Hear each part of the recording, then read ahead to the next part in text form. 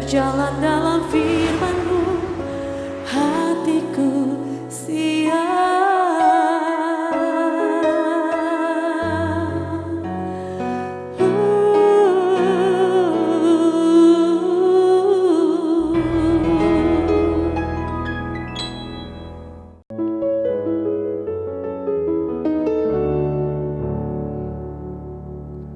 Salam, Kak Lover yang dikasih oleh Tuhan Yesus, senang boleh kembali bersama-sama dengan saudara semua dalam program Praise and God malam hari ini.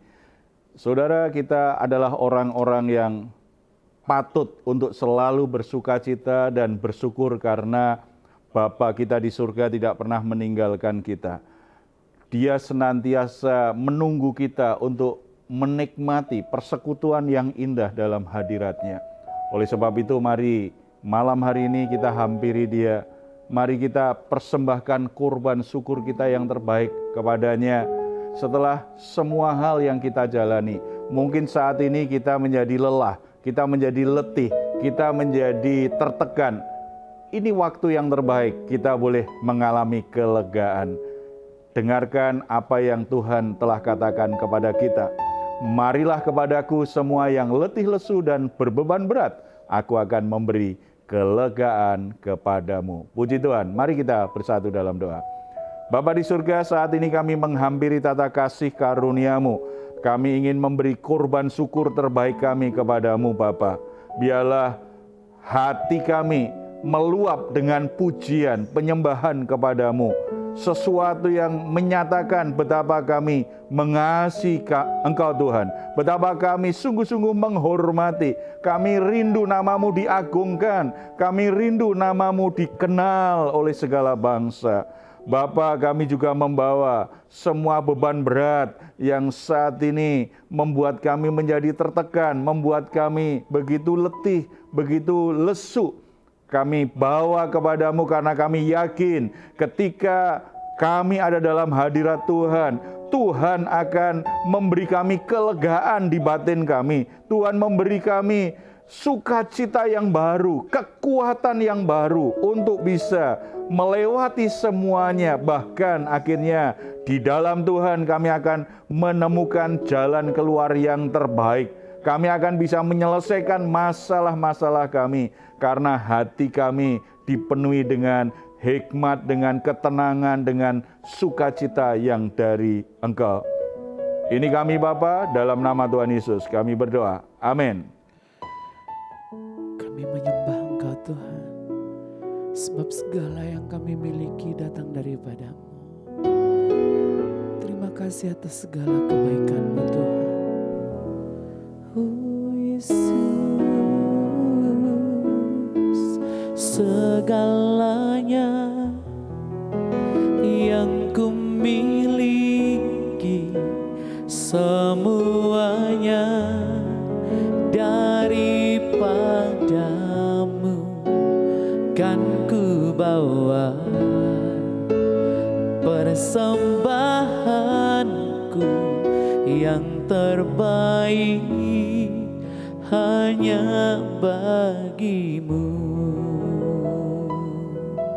Oh, tidak dengan tangan yang hampa ku datang ke hadirat-Mu, menyatakan rasa syukurku atas segala berkat. Tidak dengan tangan hampa, tidak dengan tangan yang hampa, ku sujud menyembah-Mu. Persembahkan seluruh hidupku di atas mezbah-Mu. Segalanya yang ku miliki, semuanya daripada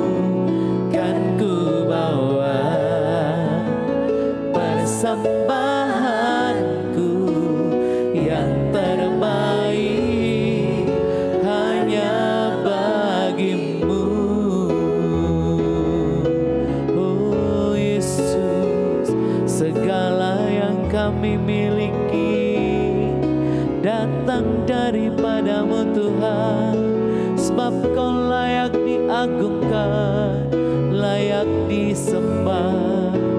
Kami bawa hidup kami padamu Tuhan, sebab kami percaya Kau layak diagungkan. Terima kasih Yesus, glory bagimu. Haleluya,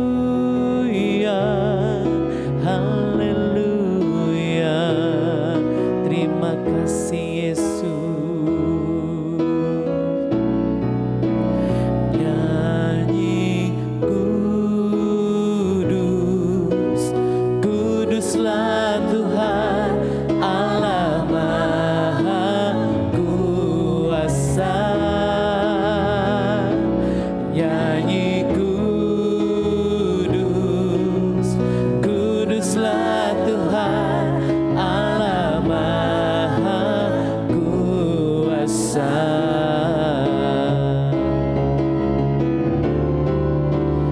Nyanyi kudus, kuduslah Tuhan Allah Maha Kuasa. Nyanyi kudus, kuduslah Tuhan Allah Maha Kuasa. Puji Tuhan, saudara-saudara, Allah itu kudus, maha kuasa, berarti bisa melakukan segala perkara. Dalam perjalanan banyak orang, termasuk orang percaya, termasuk orang Kristen, seringkali orang menjadi takut ketika berpikir tentang masa depannya. Karena memang perjalanan hidup itu penuh misteri. Banyak hal yang tidak terpahami. Cuma manusia sering tergoda untuk tahu apa yang akan terjadi di depan. Makanya ada banyak orang yang mudah untuk tergoda dengan yang namanya ramalan. Apa sajalah, pokoknya saya tahu apa yang di depan, saya tahu jodoh saya seperti apa, pekerjaan saya seperti apa, profesi saya seperti apa.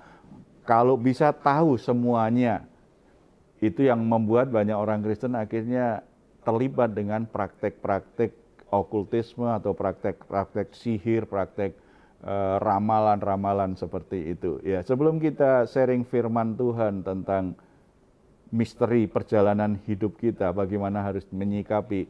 Mungkin ada yang pernah punya pengalaman atau ada kisah gitu bagaimana orang tergoda tentang hal itu. Ada nggak? Ada Pak. Ya, silakan. Saya dulu punya teman yang suka melihat itu dan tanya sama orang pintar. Dulu saya sempat juga terpengaruh, ikut-ikutan gitu ya. Tapi nggak tanya ke orang pintar.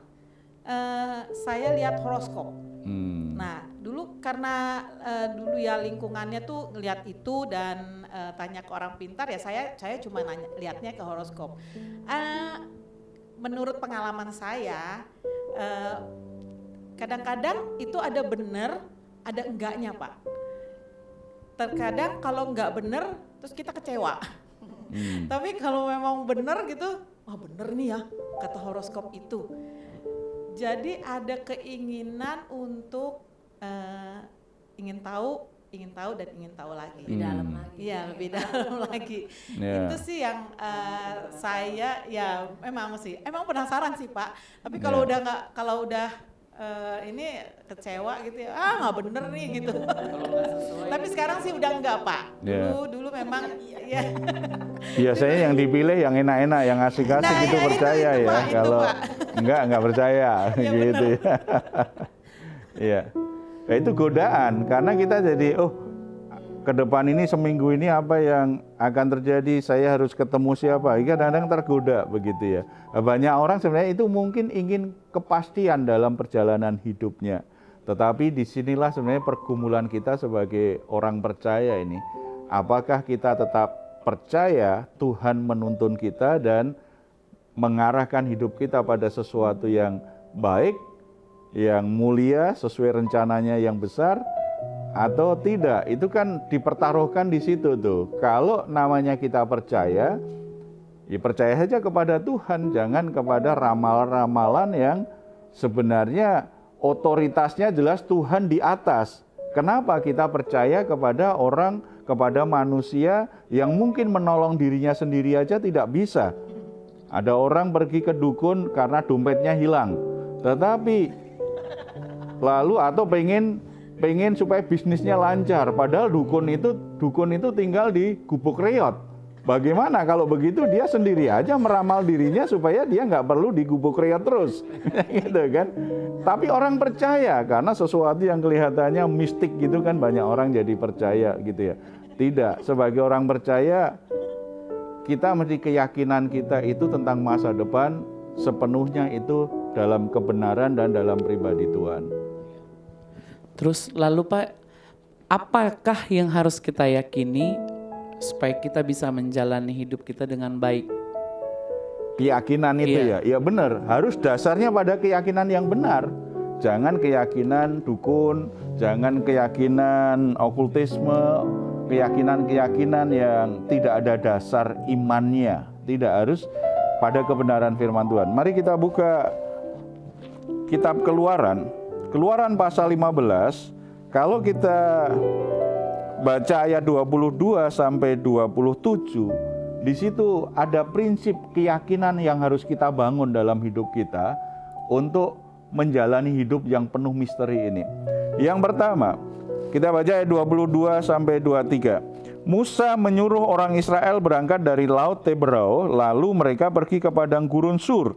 3 hari lamanya mereka berjalan di padang gurun itu dengan tidak mendapat air. Sampailah mereka ke Mara, tetapi mereka tidak dapat meminum air yang di Mara itu, karena pahit rasanya. Itulah sebabnya dinamai orang tempat itu Mara.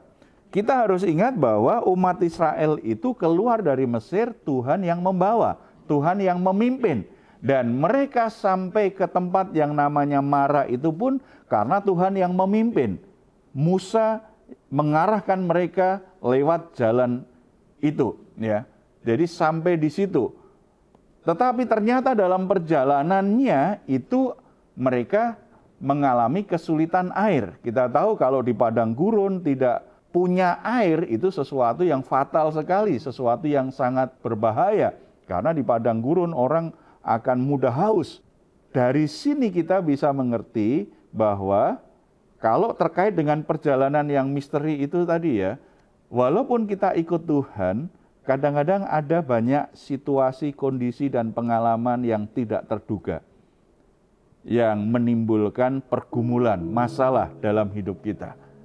Kita tidak pernah menduga apakah ke depan kita sakit, apakah ke depan kita ada masalah dengan pekerjaan kita, atau sebaliknya, ke depan kita dapat bonus besar, ke depan kita akan berlimpah dengan berkat Tuhan, ke depan kita akan ketemu seseorang yang begitu mempengaruhi hidup kita secara rohani luar biasa. Tidak ada satu orang pun yang tahu apa yang ada di depan. Orang Israel tidak tahu bahwa ternyata mereka sampai tidak punya air.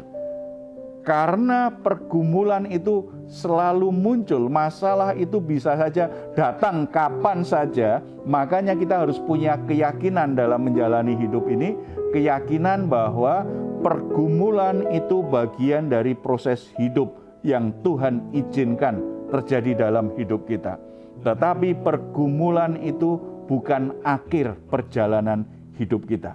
Nah, kalau kita yakin itu situasi yang normal, situasi yang mungkin memang terjadi dengan siapa saja, tapi ini bukan akhir hidupku, ini bukan akhir perjalananku, maka kita tidak akan pernah menyerah dengan situasi sulit apapun yang terjadi. Kita tidak akan kalah dengan masalah, karena ini bukan akhir perjalananku. Ini hanya bagian dari perjalanan saja. Namanya perjalanan, kadang-kadang ada situasi sulit, ada jalannya menanjak, ada jalannya turun, ada jalannya jelek, ada jalannya becek, ada rintangan, ada pohon yang tumbang, ada binatang buas yang melintas. Namanya perjalanan, akan ketemu apa saja, akan mengalami apa saja. Kalau kita punya keyakinan seperti ini, kita tidak akan pernah berhenti ketika ada masalah. Apalagi kita ingat firman Tuhan kan, pencobaan yang kamu alami itu pencobaan yang biasa. Nah, kalau sesuatu yang biasa, mengapa kita jadi menyerah saat ini? Kalau itu sesuatu yang biasa, mengapa ada yang akhirnya pengen mengakhiri hidupnya?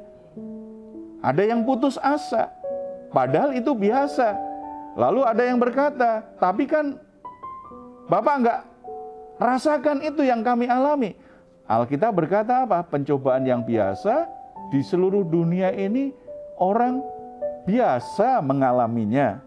Mungkin dalam konteks yang berbeda, situasi sedikit berbeda, tetapi semua orang mengalami yang namanya pencobaan. Tuhan sudah mengukur kekuatanmu seberapa. Itu tidak melampaui kekuatanmu. Kita mesti punya keyakinan seperti ini. Kalau keyakinan kita begitu ada masalah, wah mati aku. Wah berat ini, aku pasti hancur ini. Aku nggak mungkin bisa bertahan ini. Ketika kita punya keyakinan bahwa kita lemah, kita nggak berdaya, kita kalah, itu yang akan terjadi. Jadi kita kalah bukan karena kita nggak mampu, karena memang kita sudah ditaklukkan dulu secara batin. Jiwa kita, pikiran kita sudah kalah. Sebelum berperang sudah kalah. Tidak. Sebagai orang Kristen, orang-orang yang percaya Tuhan Yesus, jangan punya keyakinan seperti itu. Keyakinan kita, masalah ini biasa. Ini hanya proses hidup. Semua orang mengalaminya. Tidak akan membunuhku, tidak akan menghancurkan aku. Dan ini bukan akhir segalanya. Supaya kita menaruh pengharapan lebih jauh dari itu. Jadi jangan seperti orang Israel. Ketika mengalami itu, yang mereka lakukan hanya mengeluh, ngomel gitu saja. Jadi bukannya menyelesaikan masalahnya, tetapi hanya berkeluh kesah. Tidak. Kita mesti belajar dari Musa. Musa berkata begini kan, ayat 25. Ketika dia mendengar umat Israel itu bersungut-sungut, Musa berseru-seru kepada Tuhan dan Tuhan menunjukkan kepadanya sepotong kayu. Musa melemparkan kayu itu ke dalam air, lalu air itu menjadi manis.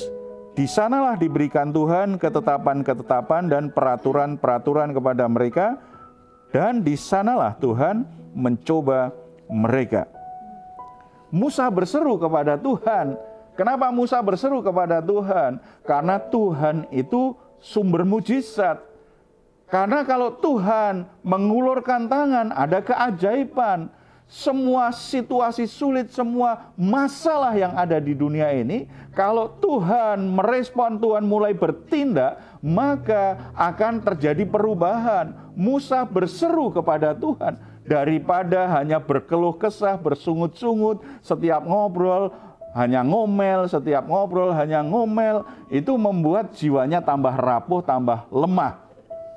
Tetapi yang dilakukan Musa berseru kepada Tuhan, mencari wajah Tuhan, mengadukan masalahnya kepada Tuhan. Dan Tuhan ternyata memberi Musa sebuah cara untuk membuat air yang pahit itu menjadi manis. Mereka kehausan, sudah sampai ke tempat mata air, ternyata pahit kan, itu membuat mereka semakin bersungut-sungut. Tetapi ternyata cukup aja dilemparin dengan kayu, dengan ranting, itu sudah berubah jadi manis. Artinya Tuhan itu bisa bertindak dengan cara-cara yang sederhana, dengan cara-cara yang mudah, tetapi hanya orang yang punya keyakinan benar tentang sebuah situasi, tentang sebuah masalah, dan ketika dia bawa kepada Tuhan, Tuhan pasti menolong. Yakini bahwa masalah apapun yang kau alami, selalu ada pertolongan Tuhan, selalu ada keajaiban Tuhan, selalu ada mujizat Tuhan. Supaya saudara tidak menghabiskan energimu dan merusak jiwamu sendiri hanya dengan ngomel saja, berkeluh kesah saja. Orang-orang seperti itu tidak akan pernah menyelesaikan masalah. Bahkan musuhnya banyak. Karena tidak ada orang yang suka kalau dekat dengan orang yang suka ngomel.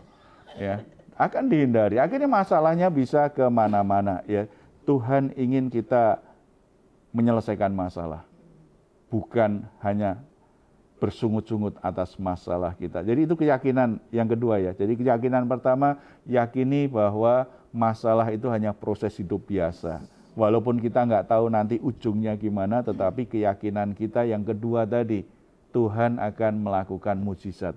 Tuhan akan melakukan keajaiban. Semakin besar masalahmu, berarti kesempatan untuk mendapatkan mukjizat semakin besar. Amin. Mendapatkan karya Tuhan yang ajaib itu semakin besar.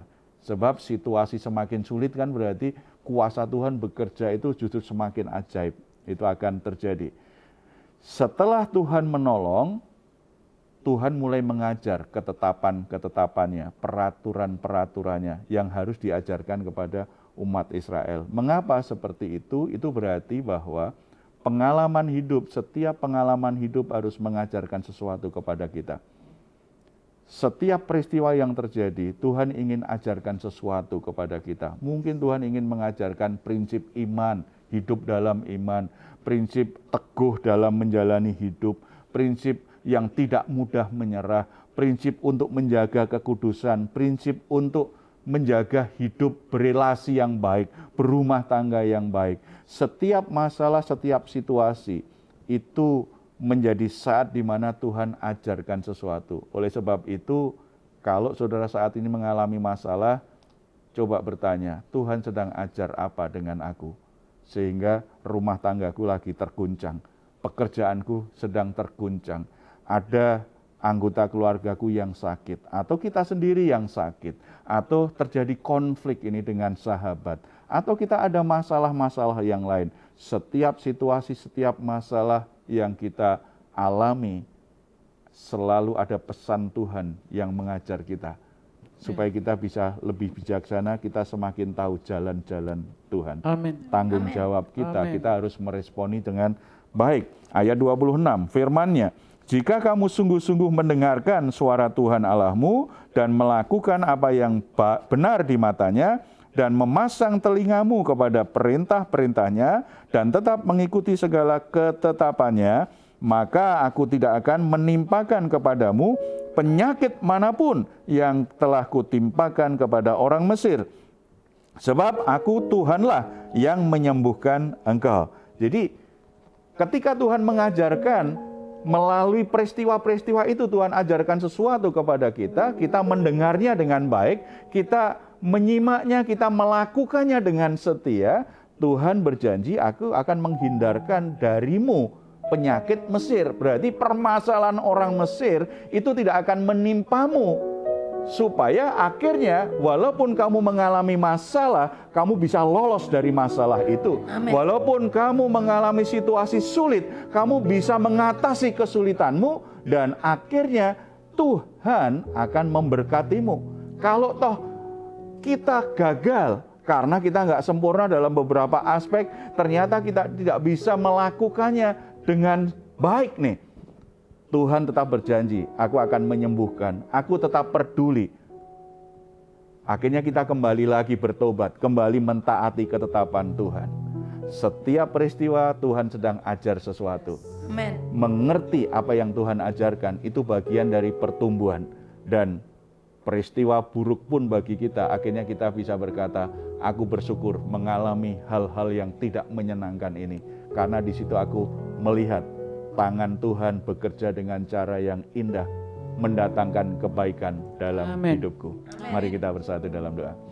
Bapa di surga, kami bersyukur, kami bersuka cita karena kebenaran firman Tuhan saat ini meneguhkan kembali kami, terutama bagi saudara-saudara yang sedang galau tentang masa depannya, yang mengalami kecemasan karena ada peristiwa yang tidak terduga yang membuat pekerjaannya, bisnisnya tergoncang Tuhan.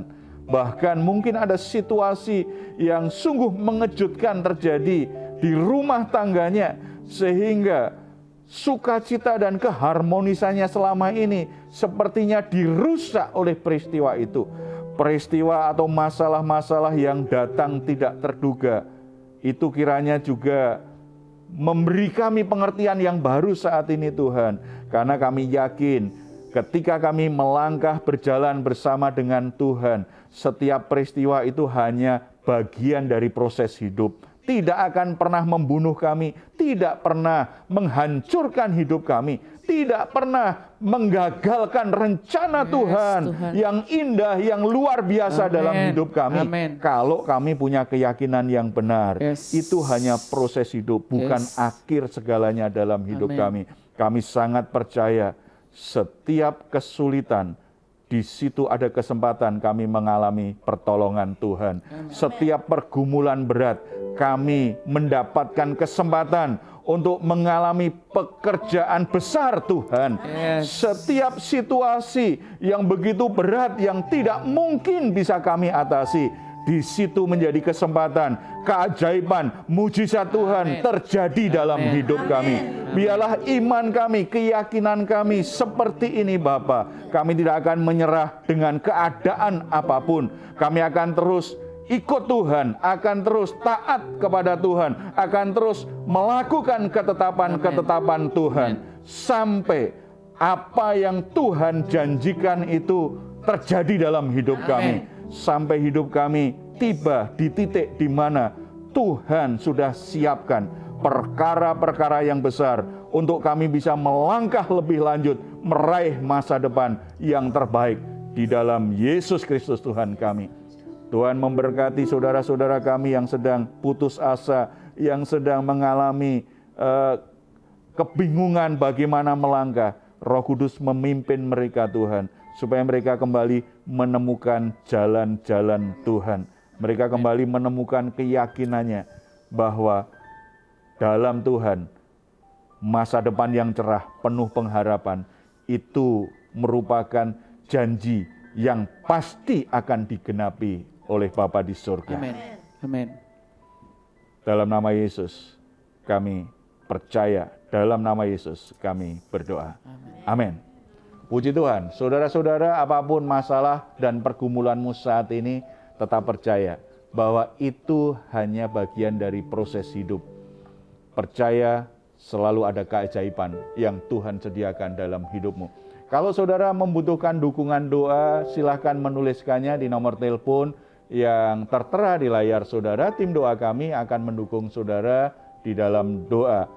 Tetap percaya, tetap berharap bahwa doa orang benar besar kuasanya, selalu ada keajaiban dalam Tuhan Yesus Kristus.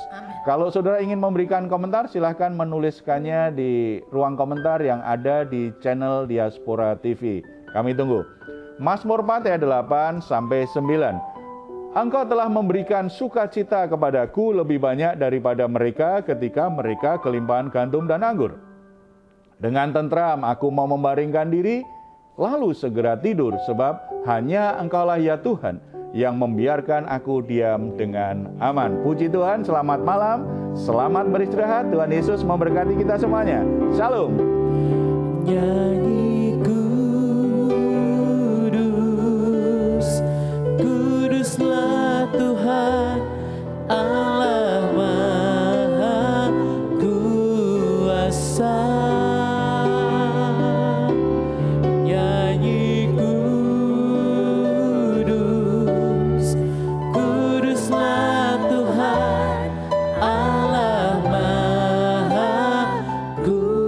Kuasa.